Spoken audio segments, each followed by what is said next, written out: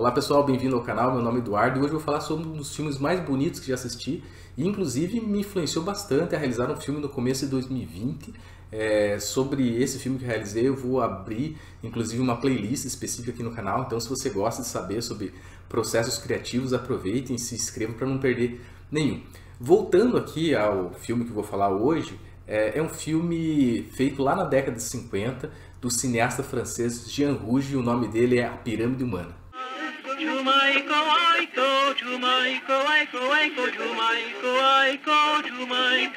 Bom, é importante iniciarmos essa nossa conversa falando sobre quem é Jean Rouget, né? Quem é esse cineasta? Então, Jean Rouget era um cineasta francês, nasceu em 1917, ele tinha, a sua formação era em engenharia. Mesmo estudando engenharia, o Rouget se interessava muito pela etnologia, pela antropologia, inclusive ele frequentava as exposições, as aulas do grande etnólogo Marcel Griaule, né, que era uma influência, uma grande inspiração intelectual para ele. O Jean Rouget tinha uma especialização nessa área de engenharia, que era a construção de estradas e pontes, e havia muito trabalho nessas colônias francesas da África, né, Níger, Costa do Marfim. Então, jovem, né, tendo que começar de algum lugar, ele aproveita essa oportunidade e vai para lá. Só que em determinado momento, em determinado trabalho, eles estão lá, de repente começa uma chuva, uma tempestade e cai um raio. Acontece um burburinho muito grande, seguido, né, por um ritual. E ali está o primeiro start, digamos assim, de interesse dele de registrar esses momentos, né, esses rituais, essas cerimônias desses povos, porque um evento, digamos assim, natural, que era uma tempestade, gerou um evento sobrenatural. Claro, o Rouget não é o primeiro que vai começar a registrar o cotidiano desses povos a partir da câmera, né? Hoje nós conhecemos isso como antropologia visual, mas no geral a maneira de registros que se fazia desses povos era o que nós chamamos hoje de mise-en-scène malinowskiana, né? Era a partir da caneta mesmo, alguns desenhos, esse tipo de coisa. Então ele vai começar a fazer registros de cerimônias, ele vai se interessar de maneira embrionária já pelos processos de migração na região, né, de povos, de alguns saindo de uma região para outra para tentar melhores condições de vida. Isso leva ele, inclusive, a, digamos, sair daquela profissão de engenheiro, né, e assumir um posto mais significativo ainda junto a um órgão de pesquisa, né, que era o Centro Nacional de Pesquisa Científica, conhecido pela sigla CNRS, e é a partir desse momento, então, que ele, digamos, dá uma nova guinada na sua carreira, porque ele vai ter mais oportunidades de fazer essa antropologia visual. Então, tudo que nós falamos até aqui, estamos falando da década de 40, né, quando ele chega na África, ele fica lá um tempo, e aí, quando chega a década de 50, ele vai realizar filmes muito bons, muito conceituados. Ele vai, digamos assim, atrair a atenção de um círculo de intelectuais franceses, né, sociólogos, antropólogos, filósofos, que vão reconhecer nele capacidades intelectuais muito interessantes, mas também ele vai influenciar uma geração de novos cineastas que depois ficaram conhecidos, né, como Nouvelle Vague, mas em que Rouget se diferia tanto de outros antropólogos que haviam pisado na África. Bom, uma das primeiras características é que o Jean Rouget ele não tinha tantas amarras assim, né? O cinema dele corria mais livremente, porque ele, né, não tinha que prestar necessariamente contas, né, com uma agência de financiamento, gente com prazos, né, cobrando ele. Então ele poderia fazer muito experimentalismo. No cinema, o Rouget tinha duas pessoas assim que ele chamava inclusive de ancestrais totêmicos, que eram suas referências, e um deles é o cineasta Robert Flaher e o outro o cineasta Dziga Vertov, né? Um estadunidense, um russo, um tinha feito Nanook do Norte, o outro tinha feito O Homem com uma Câmera, dois filmes da década de 20, hoje considerados clássicos do cinema, sendo que o primeiro filme também é uma referência para a antropologia visual. Tá, Eduardo, mas quais filmes ele fez na década de 50 que o colocaram em evidência, né, no cinema francês, né, uma das maiores escolas de cinema do mundo? Bom, o primeiro filme foi um filme de 55, chamado Os Mestres Loucos. Esse filme desagradou, inclusive, seu orientador, Marcel Griaule. Qualquer dia eu vou falar o motivo, né, desse problema que aconteceu entre eles com esse filme.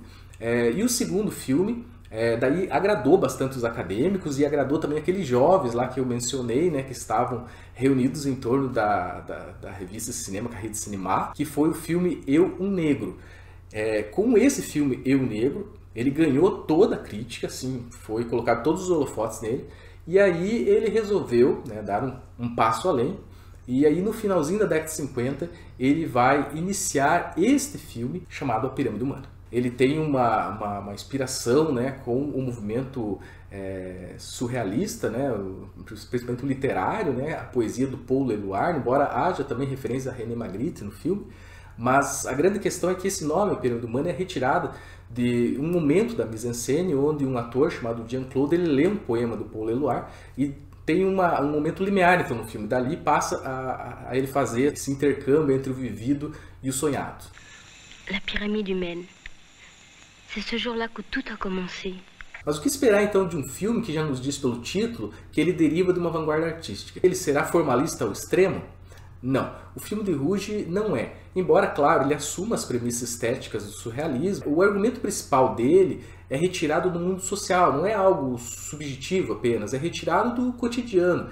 E ele diz respeito a um problema muito sério que estava ocorrendo na África, né, nessa tensão entre colonizador e colonizado, que era a questão do racismo. Alguns anos antes, na África do Sul, no finalzinho da década de 40, tinha sido implantado o regime do apartheid, né, com uma influência muito grande de um pastor calvinista. Então, nesse caldo efervescente de tensões, né, colonizadores e colonizados, brancos e negros, o Rouge resolve testar os limites dessa tensão e coloca, digamos assim, jovens brancos e jovens negros que estudavam no Liceu d'Abidjan, na Costa do Marfim, para interpretarem seus papéis naquele contexto, mas com a finalidade de se relacionarem para além da instituição.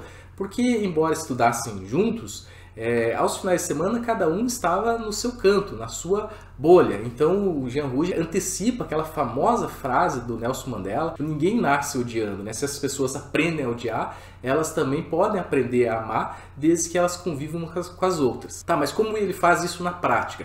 Bom, ele encontra os dois grupos separadamente, né, os jovens brancos e os jovens negros, propõe a eles isso, né, que eles vão ter essa vivência institucional. Então ele simula uma sala de aula, eles lá estudando, ele como professor, mas ele não está interessado nessa vivência institucional, né? Tanto é que é apenas uma sala simulada.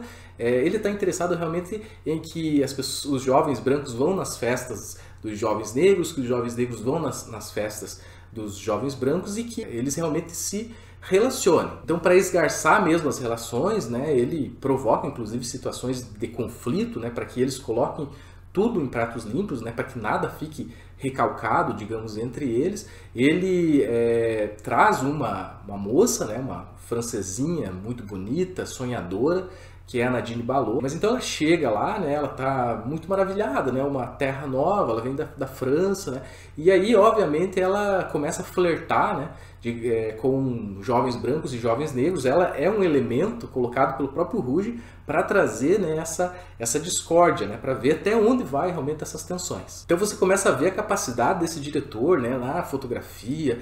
É um roteiro improvisado, mas com começo, meio e fim. Inclusive o final desse filme é uma das coisas mais bonitas que eu já vi no cinema. Fotografia, música, né, e a mensagem se combinam de uma forma. Poucos anos depois, junto com o sociólogo Edgar Morin, o Jean Rouge vai filmar em Paris Crônica de um Verão, um filme que vai ser muito aclamado. É um filme que inaugura um novo tipo de documentário, como disse o Bill Nichols, e a partir dali, né, ele tem uma carreira então consolidada. É como se 15 anos, né, de experiência na África, na antropologia visual, no cinema, fosse coroado com esse prêmio. Dali em diante ele foi professor em renomadas instituições universitárias na França, foi professor convidado em Harvard e chegou a ser presidente da Cinemateca Francesa. Jean Rouge, por causa da sua idade, teve uma aposentadoria compulsória da Universidade Francesa. Ele não digeriu isso com muita facilidade, não gostou muito disso. A pesquisadora Clarice Peixoto, por essa época, tinha sido inclusive aceita como orientanda dele, então ela tem um testemunho fidedigno a respeito disso.